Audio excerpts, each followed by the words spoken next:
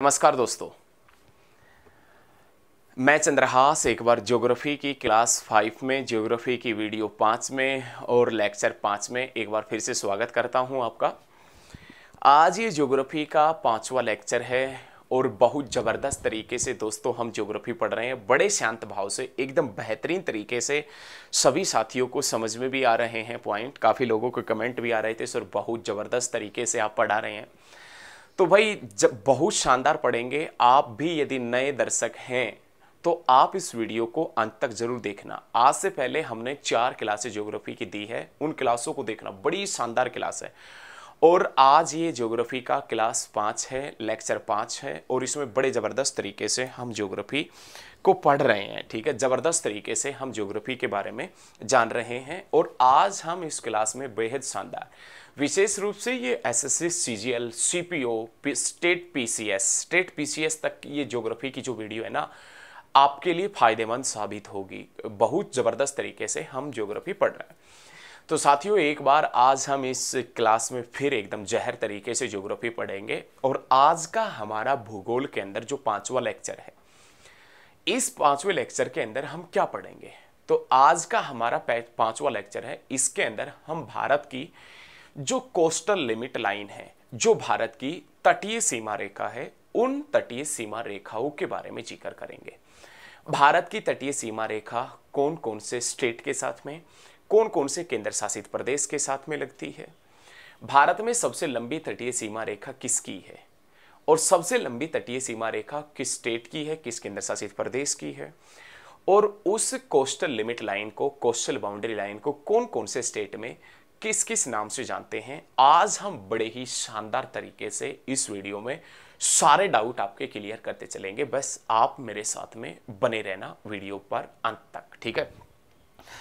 तो आज दोस्तों हम भारत की जो तटीय सीमा रेखा है, जो भारत की कोस्टल लिमिट लाइन है, तटीय जो सीमा रेखा है, इस तटीय सीमा रेखा के बारे में हम पढ़ेंगे। तटीय सीमा रेखा से रिलेटेड जितने भी हम ज्योग्राफी के अंदर जितने भी पॉइंट बनेंगे, सारे पॉइंटों को हम आपके सामने एकदम बेहतरीन तरीके से खोल के रख देंगे। तो प्यारे साथियों, यदि तटीय सीमा रेखा के बारे में हमें और आपको जानना है तो हमें एक दक्षिण भारत का मैप बनाना पड़ेगा, साउथ इंडिया का मैप बनाना पड़ेगा, उसी के बाद में हम समझ पाएंगे। तो एक बार दक्षिण भारत का हम छोटा सा मैप बनाएंगे और उसी मैप के आधार पर हम भारत की जो तटीय सीमा रेखा है ना, उस तटीय सीमा रेखा के बारे में अध्ययन करेंगे। हम मान लेते हैं कि अपने पास में इस प्रकार से एक दक्षिण भारत है, ऐसा अनुमान लगा लेते हैं कि ऐसा एक दक्षिण भारत है, साउथ इंडिया। और भारत की दोस्तों तटीय सीमा रेखा का जिक्र करें तो भारत की कुल तटीय सीमा रेखा 7516.6 किलोमीटर है। भारत की तटीय सीमा रेखा का जिक्र करें तो भारत की कुल तटीय सीमा रेखा, total coastal limit line, Bharat की कुल तटीय सीमा रेखा जो 7516.6 किलोमीटर लंबी है। लेकिन एक्चुअल में दोस्तों है क्या कि भारत की जो कोस्टल लिमिट लाइन है, भारत की जो तटीय सीमा रेखा है, उस तटीय सीमा रेखा को 3 पार्ट्स में डिवाइड किया हुआ है। उस तटीय सीमा रेखा को 3 हिस्सों के अंदर बांटा गया है, 3 पार्ट्स में डिवाइड किया हुआ, सॉरी 3 नहीं 2 पार्ट्स में, सॉरी दोस्तों, उस तटीय सीमा रेखा को 2 पार्ट्स में, 2 हिस्सों के अंदर बांटा गया है। अब कौन कौन से हिस्सों के अंदर बांटा गया है? एक तो अपने पास में नाम आता है कि भारत की कुल तटीय सीमा रेखा, कुल तटीय सीमा रेखा, टोटल कोस्टल लिमिट लाइन, और एक दोस्तों अपने पास में नाम आता है कि भारत की मुख्य भूमि की तटीय सीमा रेखा। एक तो अपने पास में नाम आता है कुल तटीय सीमा रेखा और एक अपने पास में नाम आता है मुख्य भूमि की तटीय सीमा रेखा। कुल तटीय सीमा रेखा का जिक्र करें तो कुल तटीय सीमा रेखा 7516.6 किलोमीटर है और मुख्य भूमि की तटीय सीमा रेखा का जिक्र करें, मेनलैंड की तटीय सीमा रेखा देखें तो दोस्तों 6100 किलोमीटर है। बहुत शानदार तरीके से आज की क्लास होगी, बहुत जबरदस्त इस क्लास में हम कोशिश करेंगे पढ़ने की। भारत की जो तटीय सीमा रेखा है, उस तटीय सीमा रेखा की ओवरऑल लंबाई पूछे कि ओवरऑल लंबाई कितना है तो 7516.6 किलोमीटर है। और यदि उसी तटीय सीमा रेखा की हम मेनलैंड की सिर्फ मुख्य भूमि की लंबाई पूछे तो 6100 किलोमीटर है, 6100 किलोमीटर। अब कुल तटीय सीमा रेखा का जिक्र अपन सबसे पहले कर लेते हैं। कुल तटीय सीमा रेखा में अपने पास में दोस्तों नाम आता है गुजरात का, अपने पास में नाम आता है दोस्तों महाराष्ट्र का, गोवा का, कर्नाटक का, केरल का, तमिलनाडु का, आंध्र प्रदेश का, उड़ीसा का, और अपने पास में नाम आता है वेस्ट बंगाल, पश्चिम बंगाल का। अपने पास में नाम आता है अंडमान निकोबार द्वीप समूह का। अपने पास में नाम आता है पुदुचेरी का। अपने पास में नाम आता है लक्षद्वीप समूह का। और अपने पास में नाम आता है दमन व दीव का। दमन व दीव यहाँ पर ये अपने पास में पड़ती है पुदुचेरी। पुदुचेरी ये अपने पास में पड़ता है दोस्तों अंडमान एंड निकोबार द्वीप समूह। ये अपने पास में पड़ता है लक्षद्वीप समूह। और यहाँ पर अपने पास में पड़ता है दमन व दीव।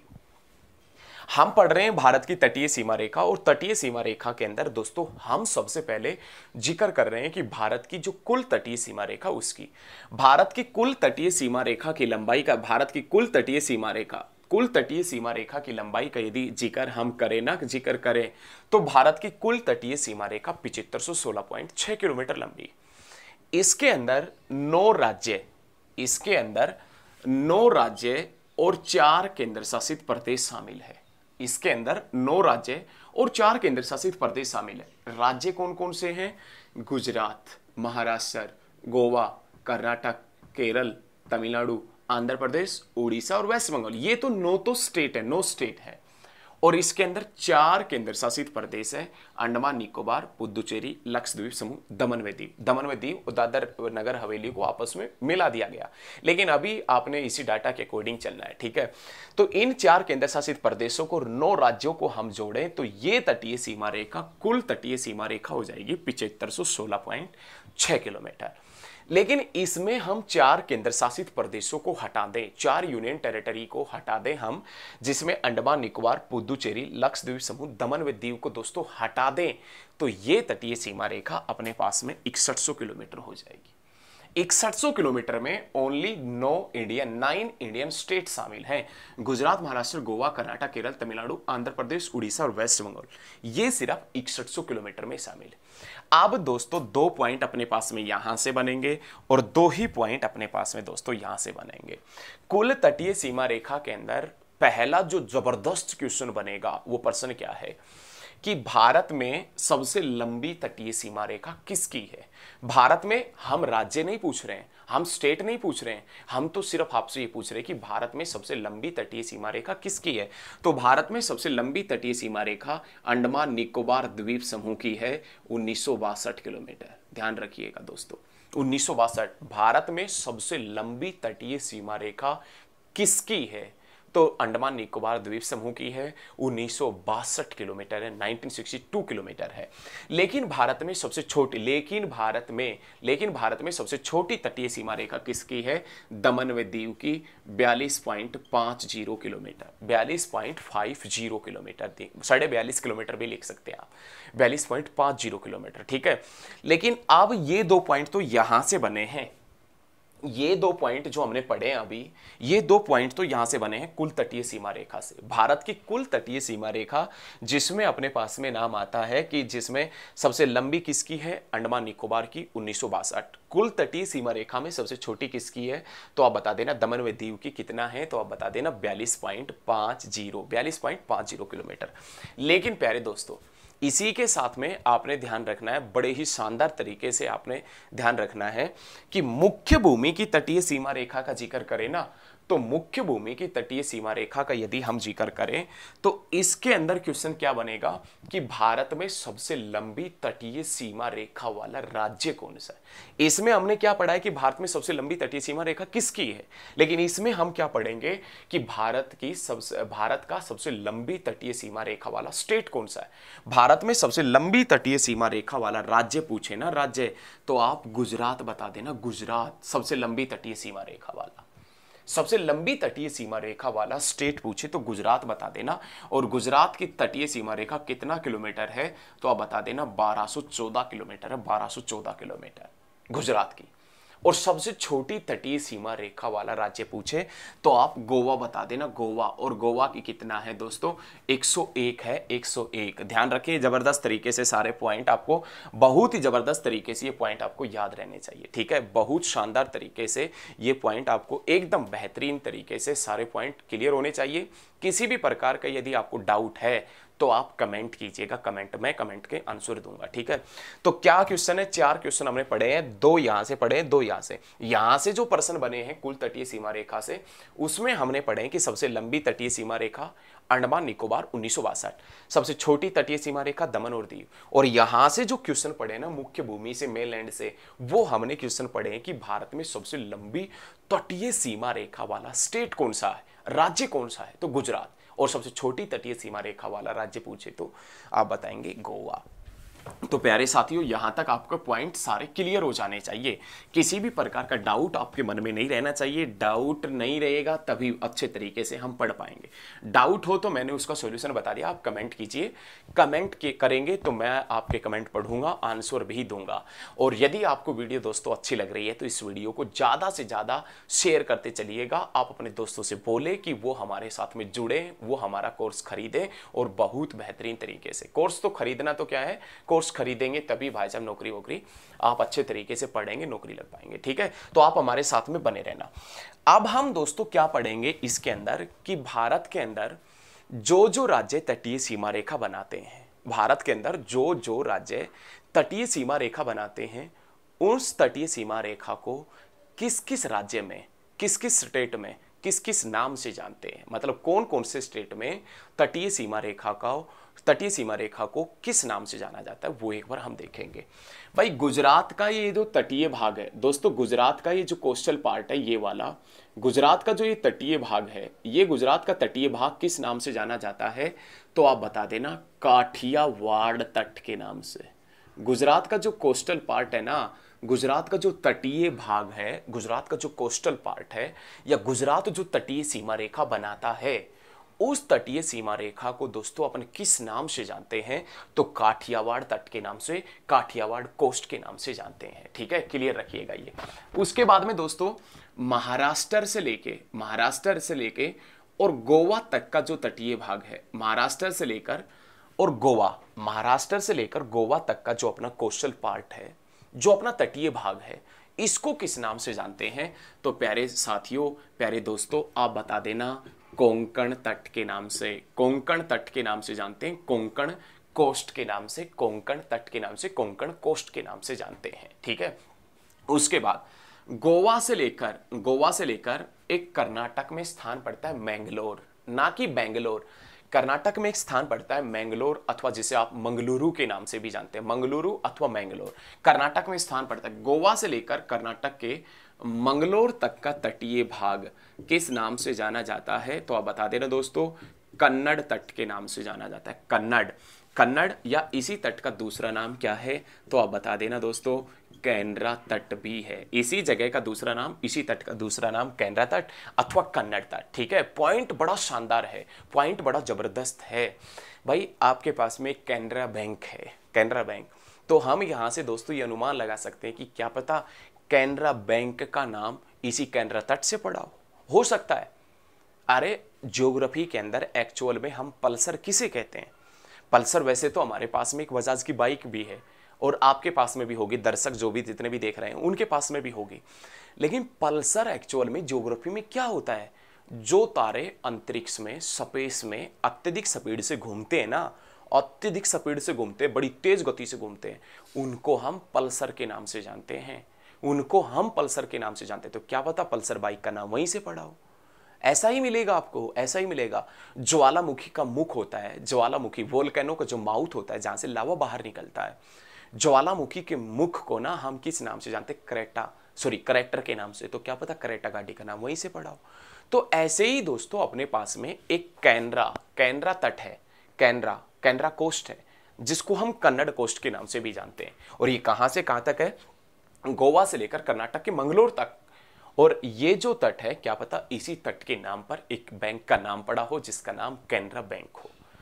ठीक है ना। ध्यान रखिए, बड़े शानदार तरीके से प्रश्न हम पढ़ रहे हैं, बड़े जबरदस्त तरीके से हम सीख रहे हैं। किसी प्रकार की कोई दिक्कत हो तो आप कमेंट कीजिएगा, मैं कमेंटों के आंसर जरूर दूंगा, ठीक है। बहुत शानदार तरीके से अपन पढ़ रहे हैं, ये चीजें ध्यान रखिएगा, बड़े जबरदस्त तरीके से सीखेंगे। उसके बाद में यहाँ कर्नाटक के मंगलोर से लेकर और नीचे आप चले जाओ, कर्नाटक के मंगलोर से लेकर और नीचे कन्याकुमारी तक, कर्नाटक के मंगलोर से लेकर और कन्याकुमारी तक का जो तटीय भाग है ना, ये वाला तट, ये तट दोस्तों किस नाम से जाना जाता है, तो आप बता देना, मालाबार तट के नाम से। ये तट किस नाम से जाना जाता है? मालाबार तट के नाम से ये तट जाना जाता है। भारत में प्राचीन समय में सबसे ज्यादा मसालों का आयात और निर्यात कौन से तट से किया जाता था? मालाबार तट से। भारत में वर्तमान में सबसे ज्यादा मसालों का आयात और निर्यात कौन से तट से किया जाता है? मालाबार तट से। जब भारत की खोज वास्को डिगामा ने की थी, जब भारत की खोज वास्को डिगामा ने की थी, तो वो वास्को डिगामा भी सबसे पहले कौन से तट के ऊपर आया था? मालाबार तट के ऊपर। लेकिन आपने मानसून में पढ़ा होगा, नहीं पढ़ा है तो जब भारत की जलवायु अगर मानसून वगैरह करवाएंगे तो उस समय बताएंगे कि जब भारत में मानसून प्रवेश करता है, जब भारत में मानसून प्रवेश करता है, जब भारत में मानसून प्रवेश करता है ना, जब भारत में मानसून प्रवेश करता है तो सबसे पहले वर्षा मालाबार तट के ऊपर होती है। सबसे पहले वर्षा मालाबार तट और केरल के अंदर वर्षा होती है। जब भारत में मानसून प्रवेश करता है उस समय तो सबसे पहले वर्षा होगी मालाबार तट के ऊपर, सबसे पहले वर्षा केरल में होगी। और मालाबार तट सबसे ज्यादा कौन से स्टेट के साथ में लगता है? तो केरल के साथ में मालाबार तट लगता है सबसे ज्यादा मात्रा में। उसके बाद में दोस्तों कन्याकुमारी से जैसे ही हम ऊपर बढ़ने का प्रयास करेंगे कन्याकुमारी से, तो हम तमिलनाडु होते हुए आगे बढ़ेंगे आंध्र प्रदेश। आंध्र प्रदेश में चले जाएंगे और यहाँ पर एक स्थान आता है विजयवाड़ा, आंध्र प्रदेश में। और इस विजयवाड़ा के पास में एक नदी डेल्टा बनाती है जिसका नाम है कृष्णा नदी। दक्षिण भारत की, साउथ इंडिया की सब दूसरी बड़ी नदी है। दूसरी बड़ी नदी, सेकंड बिगेस्ट जो रिवर है वो कृष्णा है। और कृष्णा नदी जो है वो कौन से शहर के पास में डेल्टा बनाती है? विजयवाड़ा के पास में बनाती है, विजयवाड़ा के पास में डेल्टा।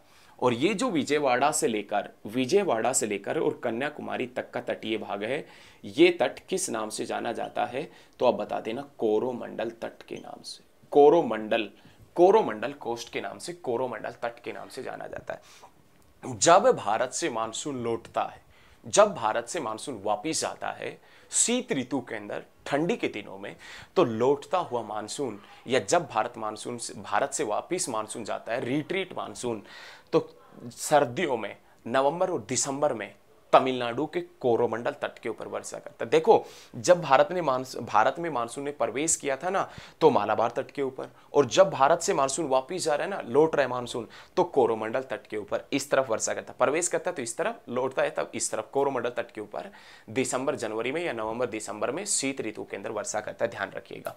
और कोरोमंडल तट दोस्तों कहां से कहां तक है? तो आप बता देना, विजयवाड़ा से लेकर कन्याकुमारी तक का जो कोस्टल पार्ट है उसे हम कोरोमंडल कोस्ट के नाम से जानते हैं।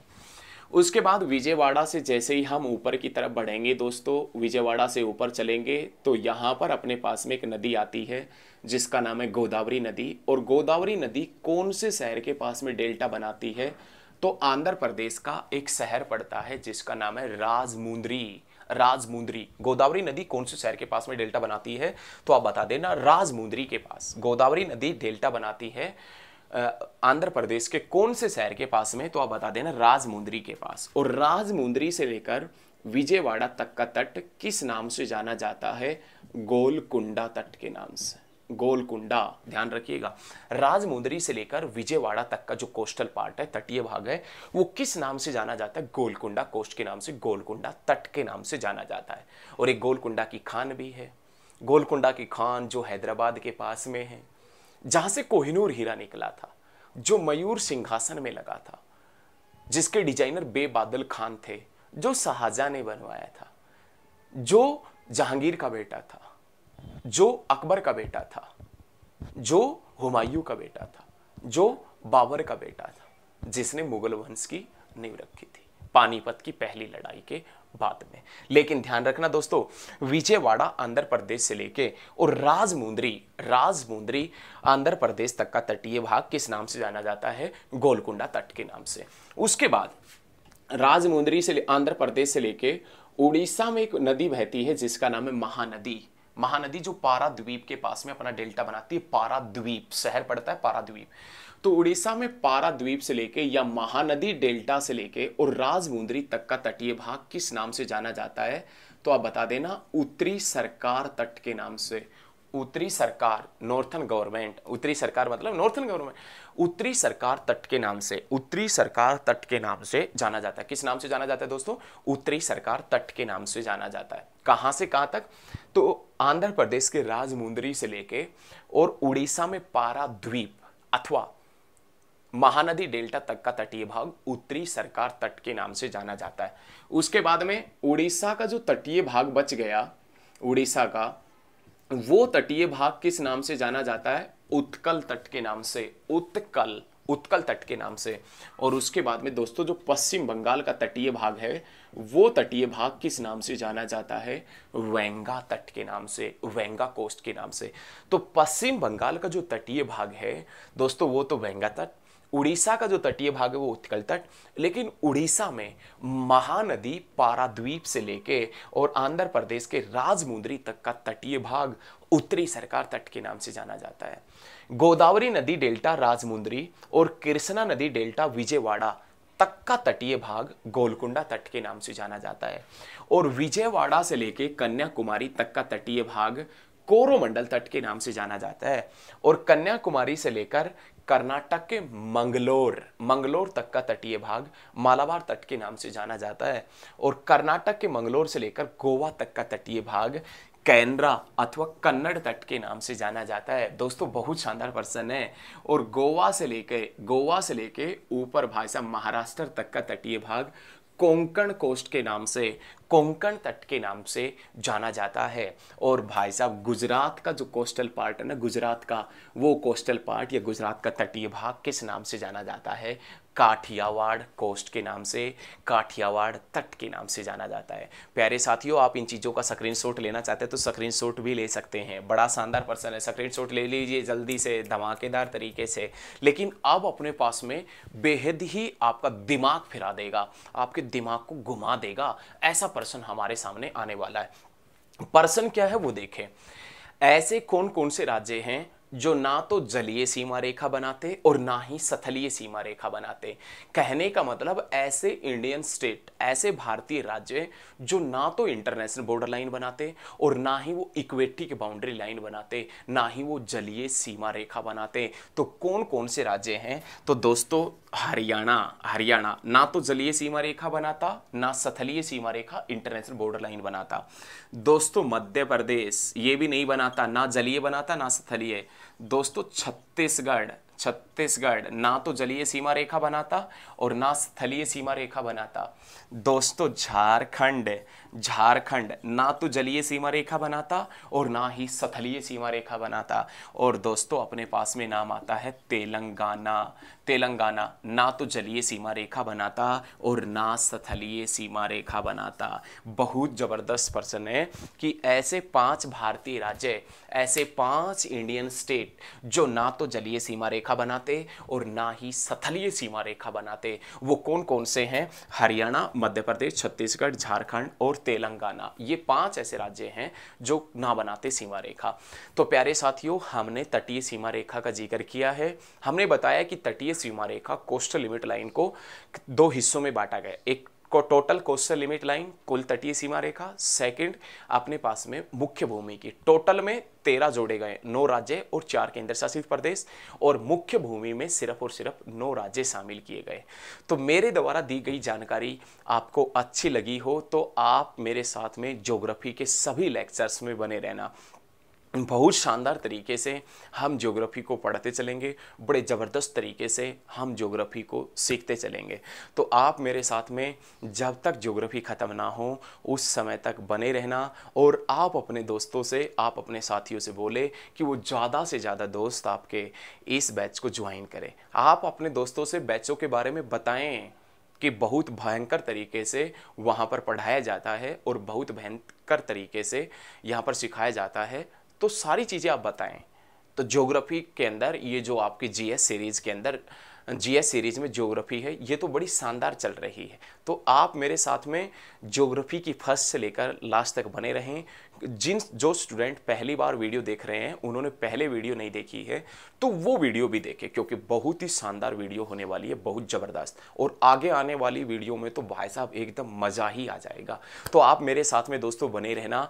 आज की इस वीडियो में हम इतना ही पढ़ेंगे और नेक्स्ट क्लास बड़ी धमाकेदार लेके आ रहे हैं आपके सामने। तो आज की इस वीडियो में इतना ही दोस्तों। जय हिंद, जय भारत, धन्यवाद।